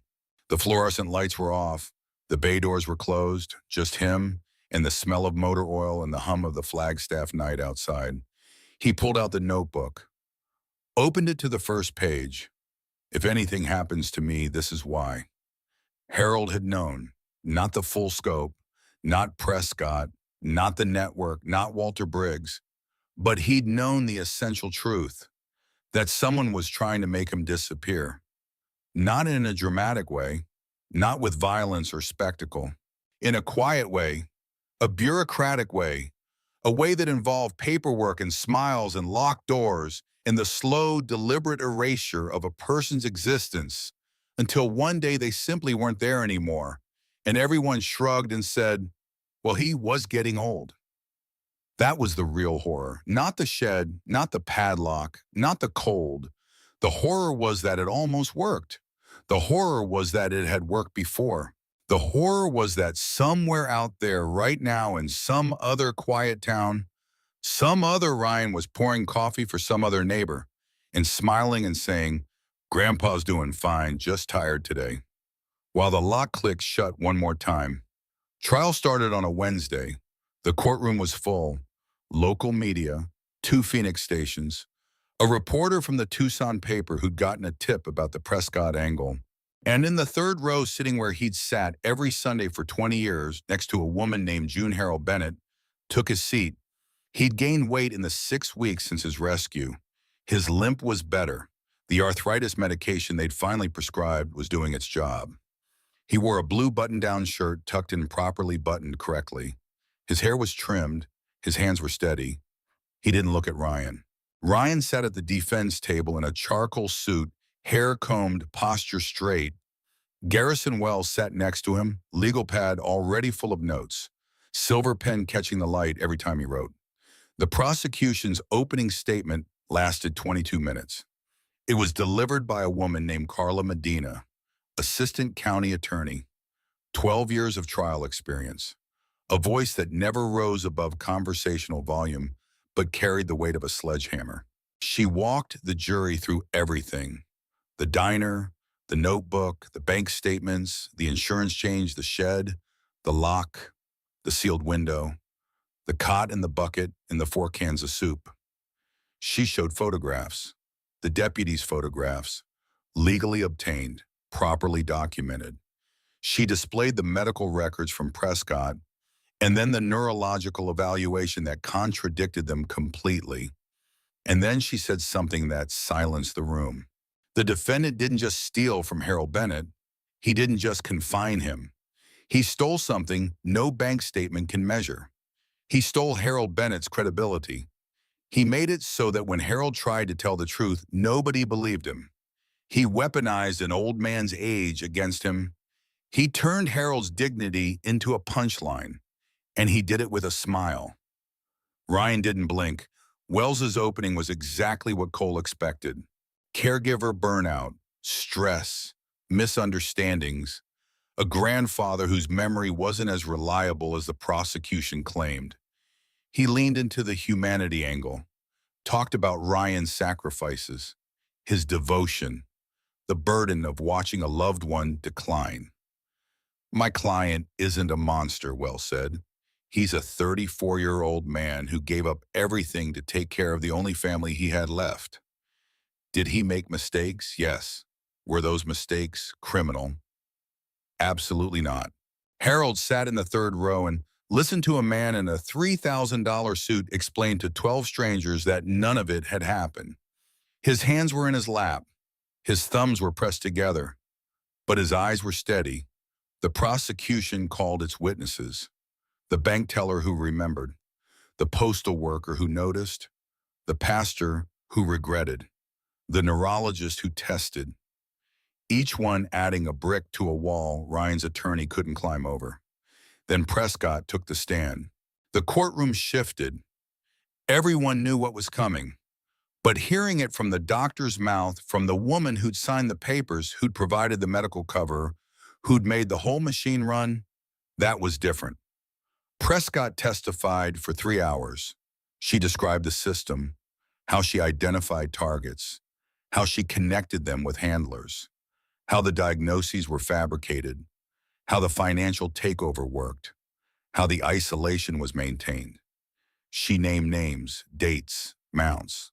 And then the prosecutor asked a question that stopped everything. Dr. Prescott, in your professional and personal assessment, was Harold Bennett ever cognitively impaired? Prescott looked at Harold for the first time, directly at him. No, she said.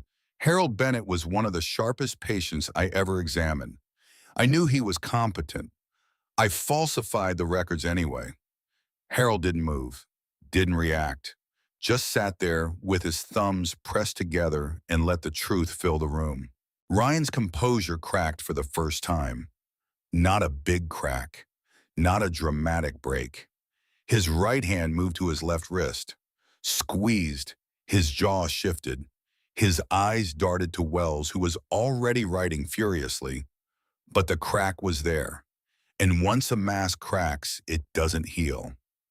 Wells cross-examined Prescott for an hour, tried to discredit her, tried to paint her as a liar cutting a deal, tried to suggest she was framing Ryan to save herself.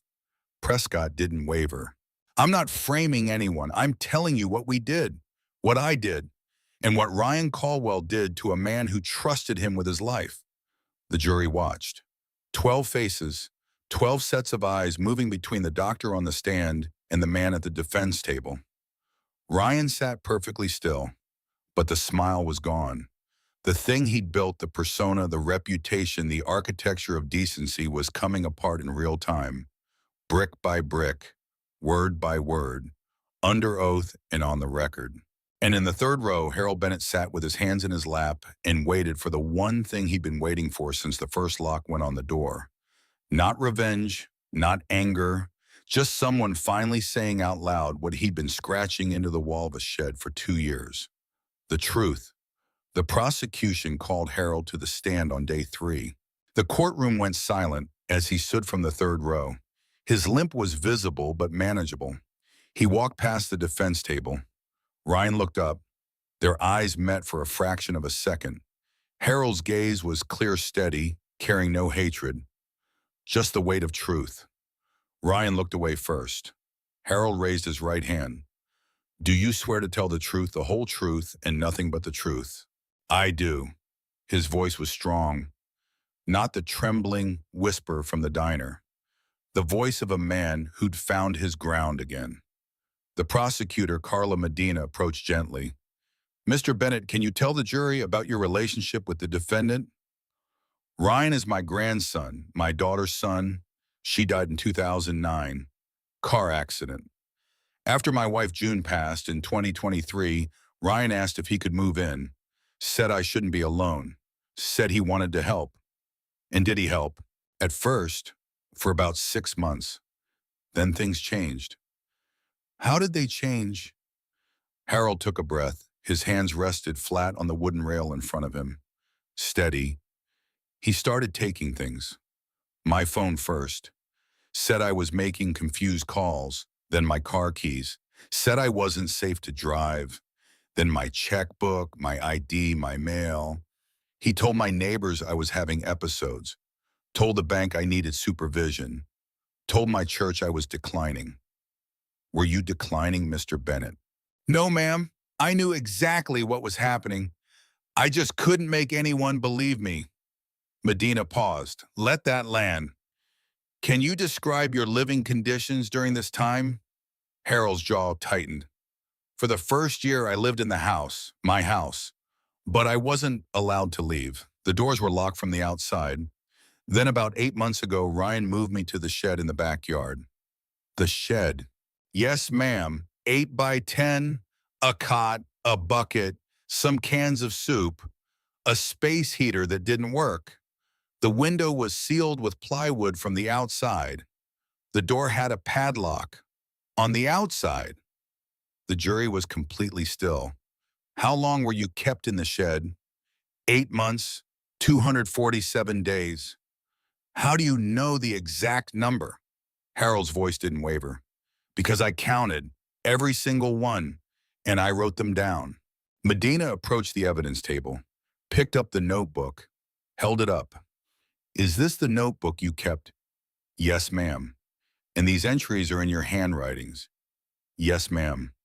Mr. Bennett, during this time, did anyone come to check on you? Once. A social worker. But Ryan was in the room the whole time. He told her I got confused, that I sometimes didn't recognize people. So when she asked if I was okay, I said yes. Because I knew if I said anything else as soon as she left, he'd make it worse. You were afraid of him. I was afraid of what would happen if I kept trying to tell the truth and nobody believed me. That's a different kind of afraid. The courtroom was silent. Mr. Bennett, on the day you escaped, what made you decide to try? Harold looked down at his hands, then back up at the jury. I didn't decide. I'd been working on that latch for 2 weeks with a butter knife. That morning it finally gave. And I knew if I didn't go right then I might not get another chance, so I walked. Mile and a half to the highway. Truck driver gave me a ride to May's Diner. And what happened at the diner? I asked 7 tables if I could sit with them. 7 people said no. Then I asked an 8th table, a man sitting alone. He pulled out a chair and told me to sit. Harold's voice strengthened. That man bought me breakfast, let me eat in peace, listened when I told him what was happening. And he believed me. First person in 2 years who actually believed me. Medina let that settle. No further questions. Wells stood for cross-examination. He approached slowly, deliberately, the silver pen in his hand catching light. Mr. Bennett, you testified that you kept detailed records of everything that happened. Is that correct? Yes. And you remember dates, amounts, conversations from months and years ago? Yes. Yet the medical records from Dr. Prescott indicate significant cognitive impairment. Can you explain that? She lied. Wells paused. You're saying a licensed physician with 26 years of experience lied in her medical assessment? Yes, and she admitted it, under oath. 2 days ago, you were here. Several jurors smiled. Wells changed tactics. Mr. Bennett, isn't it possible you misunderstood your grandson's intentions? That he was trying to help and you misinterpreted his actions? Harold looked directly at Wells. I was locked in a shed with a padlock on the outside of the door. There's nothing to misinterpret about that. Wells tried for another hour. Every angle, every question designed to create doubt, to suggest confusion, to plant the idea that Harold's memory wasn't reliable. Harold didn't waver once.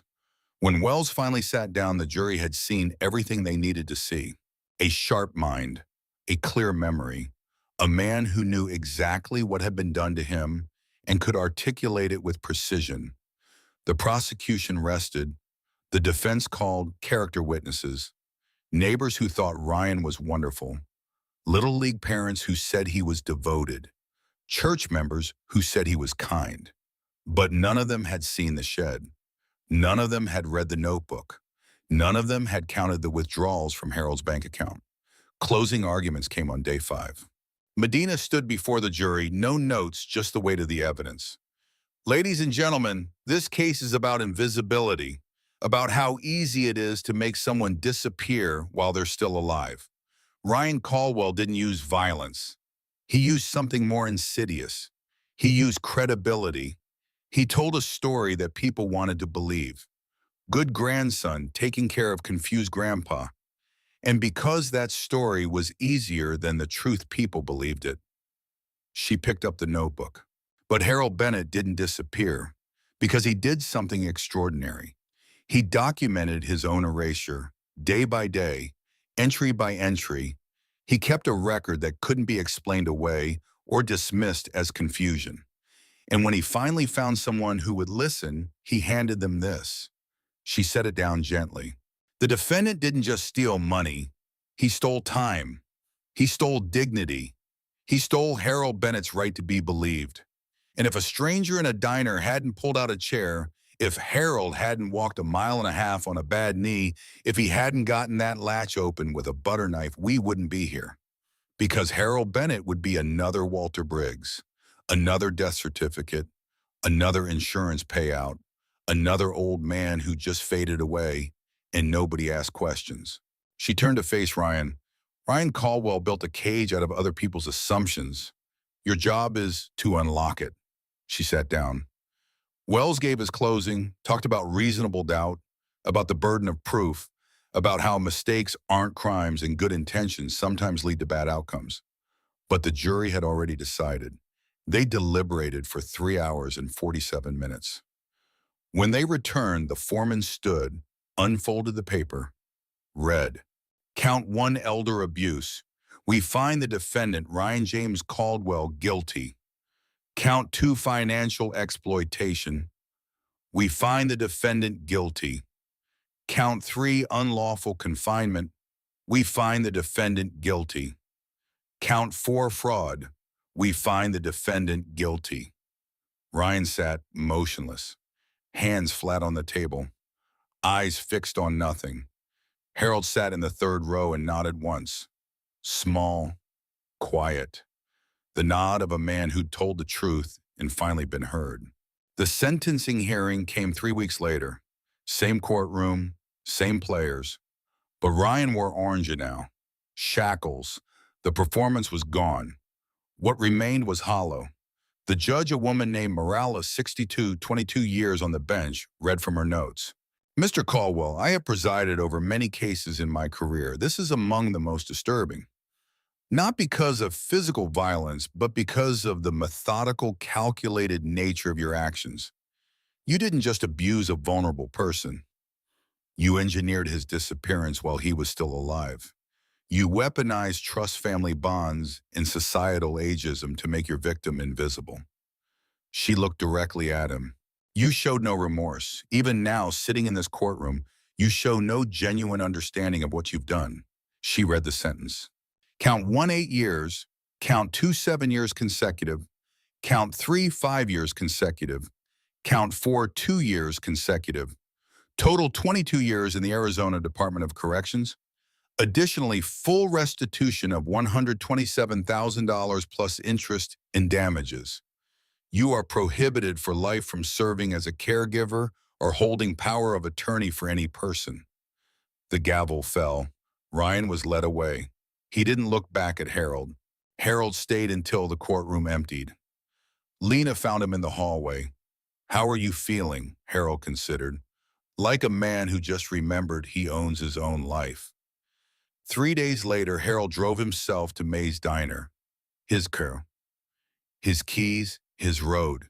He parked in the same lot, walked through the same door. The bell jingled. The waitress looked up and smiled. Welcome back. Harold looked toward the back corner. Cole was already there. Same table, same chair pulled out across from him.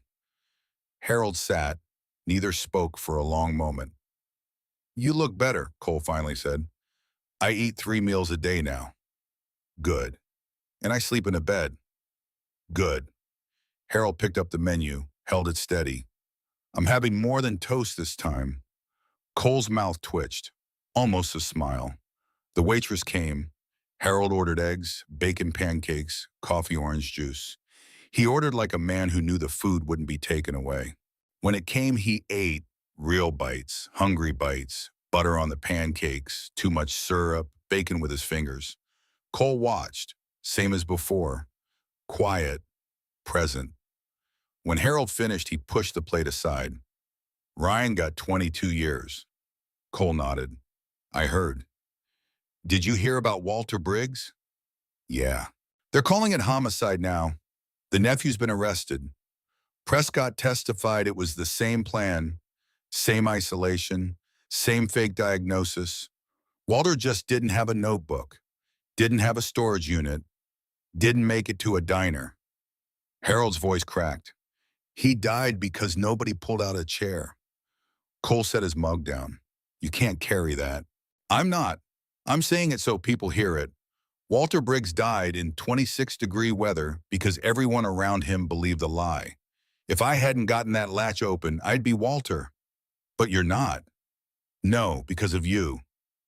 Cole shook his head. Because of you. You kept the notebook, rented the unit, scratched your name in the wall. I just had a chair. You pulled it out. 7 people said no. You said yes. Cole was quiet. Then, can I ask you something? Go ahead. Why me? Harold looked at the patch on Cole's vest, then at his face. Because you asked. You needed somewhere to sit. I had a chair. That's just what you do. Harold stared, then laughed. Real, full, the first genuine laugh in 2 years. You're something else, Cole Mercer. They sat for another hour, talked about weather, baseball, coffee quality, normal things, the way friends talk when the hard parts are done. Harold stood to leave, reached for his wallet. Don't, Cole said. You bought last time. Harold, let me. Cole looked at him. Steady hands, clear eyes. The man who'd walked in broken 6 weeks ago, now whole. All right, Harold paid, 30% tip. The waitress thanked him by name. He stopped at Cole's table. Same time next week. Cole leaned back, crossed his arms, and smiled. The first real smile Harold had seen. Chair will be out. Harold walked to the door. The limp still there, but lighter now. Not because the arthritis was gone, because the weight on top of it was. The bell jingled. For the first time, he didn't check behind him. Cole sat alone, looked at the chair across from him. Thought about the 7 tables that said no, the locked shed, the butter knife, the notebook. Thought about Walter Briggs dying in the cold. Thought about how thin the line was between surviving and vanishing. How one word sit could make all the difference. He left $20 on the table, walked out to his bike, kicked the engine, felt it rumble through his chest, pulled onto the highway. Behind him, the diner got smaller. Ahead, the road stretched open.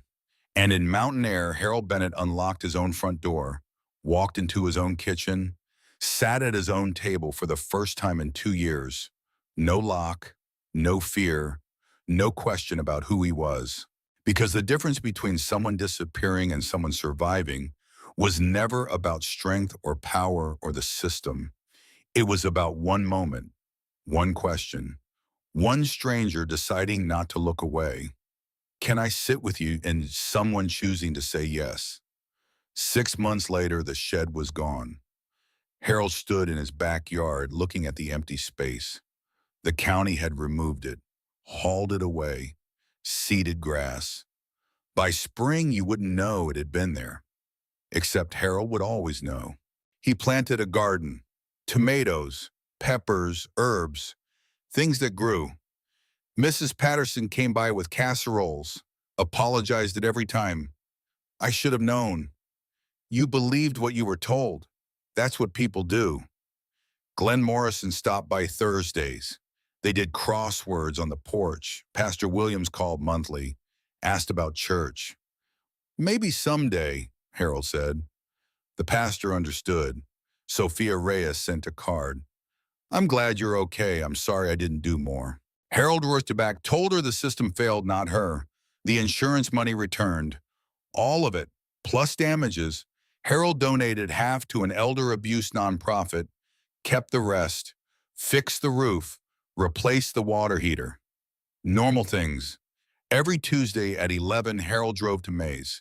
Every Tuesday, Cole was there. Chair pulled out. They talked about ordinary things. Weather, sports, life. The way old friends talk. Because some friendships aren't built on time. They're built on moments. One Tuesday in April, Harold brought a box. Small, brown paper. What's this? Cole asked. Open it. Inside, the brass key, the same one Harold had slid across the table 6 months ago. New tag Unit 42, closed. Thank you. I don't need it anymore, Harold said. Unit's empty, but I wanted you to have it as a reminder. Of what? That one person paying attention can change everything. Cole slipped it into his vest pocket, next to his phone, next to his wallet, next to all the small things he carried close. Thank you, Harold. No, thank you. 2 years later, Lena Morrison married David Rochford in a quiet ceremony outside Sedona. Cole was best man. Harold sat front row. At the reception, someone asked how they met. Roach looked at Lena. Lena looked at Harold. Harold looked at Cole. Cole raised his glass. Long story. 5 years later, Harold Bennett died peacefully in his sleep, age 77, natural causes, in his own bed in his own house. The funeral was small. Pastor Williams officiated. Glenn read a passage. Mrs. Patterson brought flowers. Cole sat in back. Dark suit, no vest, no patches. Just there. After he walked to the front, stood before the casket, reached into his pocket, pulled out the brass key, old, worn, Unit 42, closed, thank you. He had carried it 5 years. He set it on the casket, next to the flowers, next to the folded flag. You did good, Harold. Then he left. 10 years later, Cole Mercer sat in May's diner, back corner, same spot. The light had been replaced but flickered. Same shadows. He was 60 now. Gray beard, lines around his eyes, still riding, still working, still wearing the vest. A young man walked in, 20-something, nervous, looking lost. He approached 7 tables, 7 polite refusals, then stood in the middle of the diner holding a backpack, looking defeated. Cole watched, then stood, reached across, pulled the chair back. The young man looked at him, at the vest, at the gray beard, at the scars. Cole met his eyes. Sit. One word. The young man sat, and the cycle continued. Because some lessons don't end with the person who taught them. They echo forward, one chair at a time.